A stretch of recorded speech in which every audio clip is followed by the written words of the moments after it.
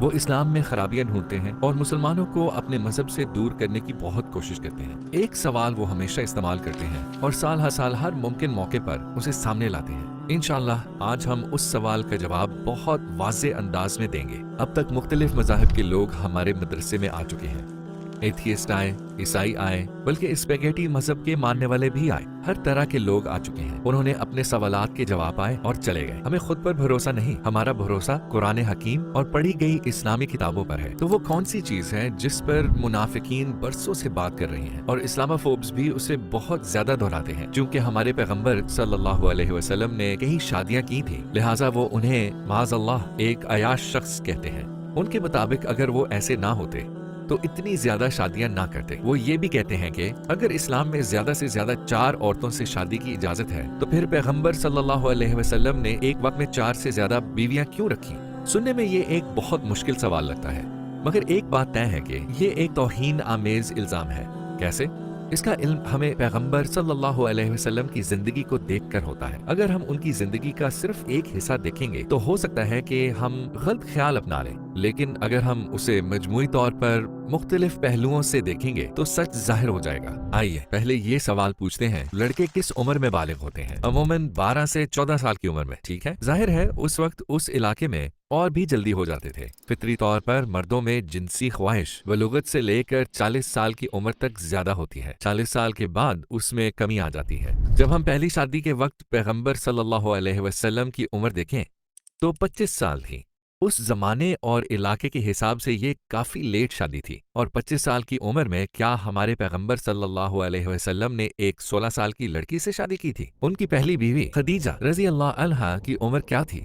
40 سال، اور وہ بیوہ بھی تھی۔ انہوں نے ایسی عورت کو چنا جن کی پہلی شادی ہو چکی تھی اور ان کے 3 بچے بھی تھے، اور نبی صلی اللہ علیہ وسلم کو پیغام بھی خدیجہ رضی اللہ عنہا نے بھیجا تھا۔ آپ صلی اللہ علیہ وسلم کا جمال اور اخلاق مشہور تھا۔ وہ ایک باحیا اور ایماندار شخص تھے۔ کسی نے بھی ان کی زبان سے کبھی جھوٹ نہیں سنا تھا۔ ہر ایک کو ان پر اتنا بھروسہ تھا کہ وہ انہیں الامین یعنی ایماندار کے نام سے پکارتے تھے، یہاں تک کہ ان کے دشمن بھی ان کے پاس بلا جھجک اپنی چیزیں رکھواتے تھے۔ لہٰذا ان کے لیے اپنی مرضی کی کسی لڑکی سے شادی کرنا بہت آسان تھا، مگر انہوں نے ایک ادھیڑ عمر عورت سے شادی کی، حالانکہ وہ عمر کے اس حصے میں تھے جب مرد کی جنسی خواہش بہت زیادہ ہوتی ہے۔ خدیجہ رضی اللہ عنہا کا انتقال 65 سال کی عمر میں ہوا۔ تب تک انہوں نے کسی اور عورت سے شادی نہیں کی، اور اس وقت تک پیغمبر صلی اللہ علیہ وسلم کی عمر 49-50 سال ہو چکی تھی۔ تو اپنی بھرپور جوانی کے 25 سال تک ان کی شادی صرف ایک عورت کے ساتھ رہی۔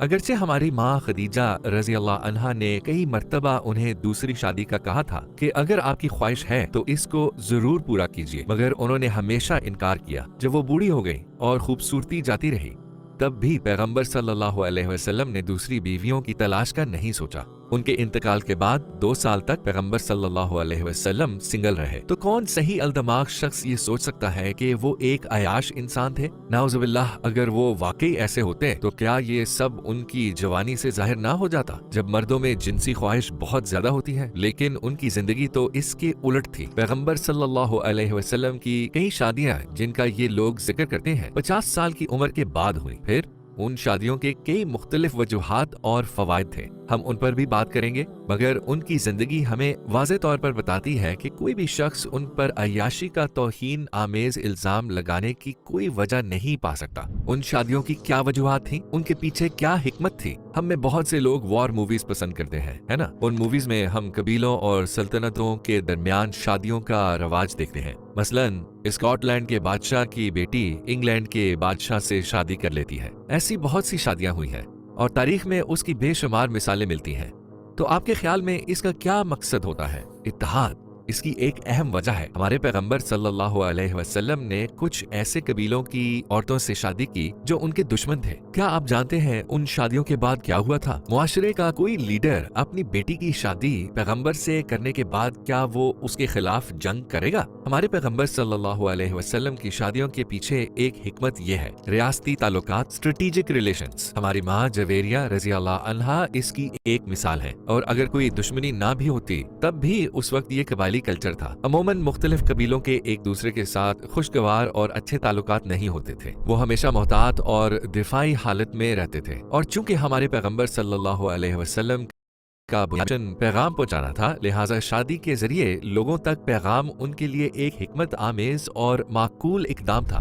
दूसरी हिकमत, जब भी जंगें होती हैं तो मर्दों की आबादी तेजी से कम होती है। पैगंबर सल्लल्लाहु अलैहि वसल्लम के जमाने में इस वजह से और कुछ दीगर वजूहात से बहुत सी बेवाएं मौजूद थीं। कुछ सहाबा की तरह हमारे पैगंबर सल्लल्लाहु अलैहि वसल्लम ने भी ऐसी औरतों से शादी की जिन्हें तहफ़्फ़ुज़ की जरूरत थी। बेशक हमारे पैगंबर ने ज्यादातर शादियां बेवाओं के साथ की। क्या आप सोच सकते हैं कि एक अयाश शख्स 5 बच्चों वाली एक 50 साल की औरत से शादी करेगा? क्या ये समझ में आने वाली बात है? क्या इससे ये वाज़ेह नहीं होता कि ऐसी बातें करने वालों की नीयतें ठीक नहीं और वो मुखलिस नहीं है? अब आते हैं तीसरी और सबसे अहम वजह पर। क्या आपने इज़वाजुल मुहतरा की इस्तिलाह सुनी है? ये नाम पैगंबर सल्लल्लाहु अलैहि वसल्लम की बीवियों के लिए इस्तेमाल होता है। अगर आप सोचें तो खसूसन घर में हमारी तालीम पर कौन तवज्जो देता है? हमारी माएं, है ना?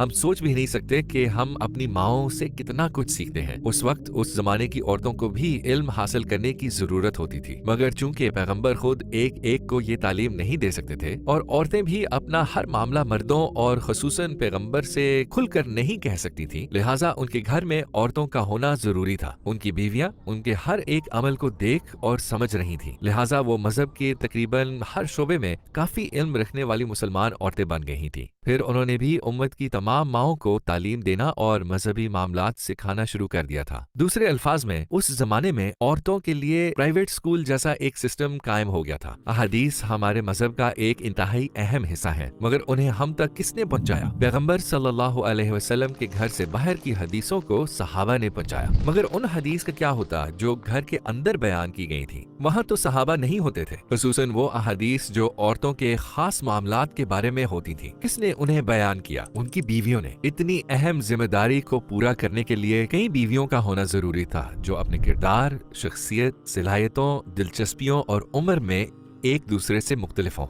शायद आपको सुनकर ताज्जुब हो, मगर तकरीबन आधे इस्लामी अहकामात और मालूमात हमारे पैगंबर की बीवियों से हम तक पहुंचे हैं। हमारी माँ आयशा रज़ी अल्लाह अन्हुमा ने हजरत उमर और अबू बकर रज़ी अल्लाह अन्हा की मजमूई बयान करदा अहादीस से ज्यादा हदीसें बयान की हैं। मुख्तसर ये कि हमारे पैगंबर की कई शादियों की ये 3 बुनियादी वजूहात हैं। अगर आपको याद हो तो एक ये सवाल भी पूछा जाता है, हमारे पैगंबर सल्लल्लाहु अलैहि वसल्लम ने एक ही वक्त में 4 से ज्यादा बीवियां कैसे रख ली? हालांकि इस्लाम में मर्दों के लिए ज्यादा से ज्यादा 4 शादियों की इजाजत है, मगर हमें ये जानना होगा पैगंबर सल्लल्लाहु अलैहि वसल्लम पर किसी भी मुसलमान से ज्यादा जिम्मेदारियां थी। मसलन शायद आपको हैरत हो, मगर उनके लिए तहज्जुद की नमाज फर्ज थी, यानी उन्हें आधी रात को फजर की नमाज से भी पहले तहज्जुद पढ़ने के लिए नींद से जागना पड़ता था। अगरचे हमारे लिए ये नफल है, मगर उनके लिए ये फर्ज था। इसी तरह हमारे जिक्र किए गए इन 3 कामों की तकमील, खुसूसन तीसरे काम यानी औरतों के लिए फीमेल टीचर्स तैयार करने की खातिर उनके लिए 4 बीवियों की हद नहीं रखी गई थी, बल्कि ये तो उनके लिए एक अजाफी बोझ था, क्योंकि अब उन्हें 4 से ज्यादा बीवियां संभालने और सबके साथ बराबर के सलूक करने की जिम्मेदारी भी सौंप दी गई थी। नतीजतन जब हम उन तमाम बातों पर गौर करते हैं तो ये हकीकत हमारे सामने आती है। इस्लामोफोब्स को भी